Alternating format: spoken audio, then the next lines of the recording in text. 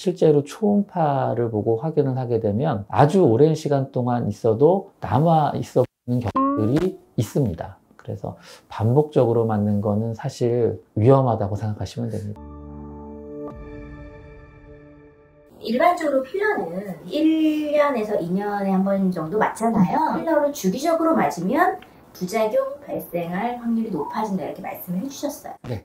그 이유가 뭐죠? 남아있는 필러가 있을 가능성이 많습니다. 그래서 거기에 또 새로운 필러가 들어가게 되면은 안에서 이제 면역 반응, 일종의 염증 반응이 생길 가능성이 굉장히 증가해요. 이제 그나마 같은 종류의 필러는 조금은 덜 할 수도 있어요. 근데 이제 아예 다른 종류의 필러가 들어가게 되면 면역 반응이 더 심하게 일어날 수도 있고요. 근데 히알루론산 필러 같은 경우에 뭐 1, 2년, 2, 3년 정도 지나면 다 흡수가 된다고 돼 있긴 하는데요. 실제로 초음파를 보고 확인을 하게 되면 아주 오랜 시간 동안 있어도 남아 있어 보이는 경우들이 있습니다. 그래서 반복적으로 맞는 거는 사실 위험하다고 생각하시면 됩니다. 히알루론산 필러는 물이잖아요. 사실 흡수된다고 알려져 있어요. 네네네. 근데 왜 남아있는 거죠? 이제 히알루론산 필러도 다 100% 히알루론산은 아니에요. 히알루론산이라는 거를 여러 개를 크로스 링킹이라 그래서 가교제라는 거를 집어넣어서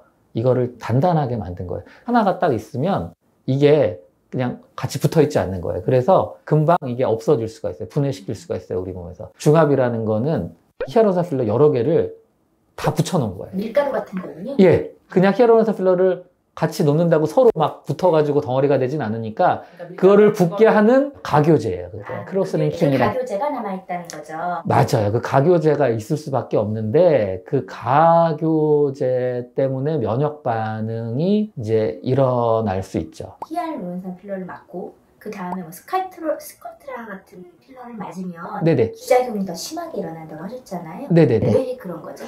안에서 면역 반응이 이제 일어날 가능성이 더 많은 거예요. 두 개가 막 여러 가지 다른 성분께 겹쳐 있으니까 아까 말씀드린 대식세포라는 애들이 활동을 잘 해야 되는데 얘네들이 되게 혼란스러운 거죠. 대식세포가 너무 힘들어 하면 문제가 생겨요. 걔네들이 너무 힘들면 구조 요청을 해요. 다른 면역세포들한테. 그래서 아까 제가 잠깐 말씀드린 사이토카인이라는 거를 분비를 해요. 이제 그러면 이제 그 안에서 염증 반응이 더 심하게 일어날 수밖에 없는 거죠. 그게 제가 정말 쉽게 말씀드리는 거예요. 근데 원래 그 면역세포랑 대식세포랑은 다른? 같은 거예요. 면역세포의 종류 중에 하나가 대식세포예요. 근데 이제 이 필러의 부작용의 아주 핵심적인 면역세포가 대식세포라고 보시면 돼요.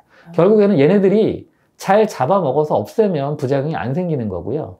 얘네들이 잡아먹다가 잡아먹지 못하는 상황이 오게 되면 그런 염증 물질들, 사이토카인들이 계속 분비가 되면서 계속 면역 반응이 천천히 계속 진행이 되는 거예요. 그러면서 부작용이 생기는 거고요.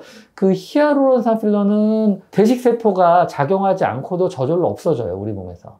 왜냐하면 우리 몸에 그 아까 제가 유일하게 히알라제라는 효소가 있다고 말씀드렸잖아요. 히알루론산을 분해하는 효소가 우리 몸에도 있어요. 그래서 히알루론산은 시간이 지나면 우리 몸에 있는 뭐 그런 효소들도 작용을 하고 이제 가수분해가 일어나면서 우리 몸에서 이제 흡수가 돼서 저절로 없어지게 만들어 놓은 건데 이게 너무 양이 많거나 아니면 아까 그 중합체에 뭐 너무 단단하게 결합이 돼 있어서 분해가 잘 안 되거나 아니면 가교제, 크로스링킹 그거 자체가 또 면역 반응을 일으키는 경우들도 있고요. 그래서 사실 히알루론산 필러도 양이 많으면 이런 부작용이 생길 가능성이 늘어나요.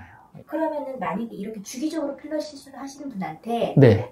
그런 면역 반응에 의한 부작용이 덜 생기게끔 네. 하는 그런 어떤 팁? 예. 그런 관리법? 일단 이게 기간을 너무 믿지 마세요. 그러니까 뭐 뭔가 주입을 했는데 이 필러는 1년 간다 그랬으니까 1년 있으면 없어진다고 했으니까 뭐 맞으면 되겠지. 2년이나 2년 뒤에 맞아야지. 왜냐하면은 정말로 1년 안 가는 필러도 2, 3년 이상 갈 수도 있고요. 사람에 따라서 또 위치에 따라서 굉장히 오래 남을 수가 있어요. 필러를 맞고 나서 이게 약간 남아있는 듯한 느낌이라든가 단단한 느낌이라든가 그런 게 있다면 절대 안 맞으시는 게 좋습니다. 이제 거기다 있을 때는 면역 반응이 더 심해질 수가 있기 때문에. 왜 누구는 빨리 흡수되고 네. 누구는 남아있고 이게 무슨 차이 때문에? 그거는 뭐 개인에 따라 차이가 있어요. 그러니까 뭐 똑같이 먹었는데 누구는 살이 찌고 누구는 살이 덜 찌고 대사량의 차이가 있거든요.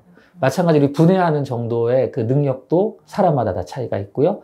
위치에 따라가 그래서 차이가 있어요. 그래서 아까 말씀드렸지만 조직이 좀 얇은 데라든가 뭐 그런 데들은 흡수가 잘 안 될 수가 있죠. 왜 그러냐면 제가 예전에 필러를 맞았거든요. 코필러를. 네네. 근데 3년 갔어요. 1년 간다 그랬는데 예. 3년 동안 남아있었던 기억이 있어가지고 네네네네. 네, 그래서 말씀드렸어요. 예, 보통은 1년 가는 필러도 더 오랫동안 지속됩니다. 분명히 안에 남아 있습니다. 그 필러들이.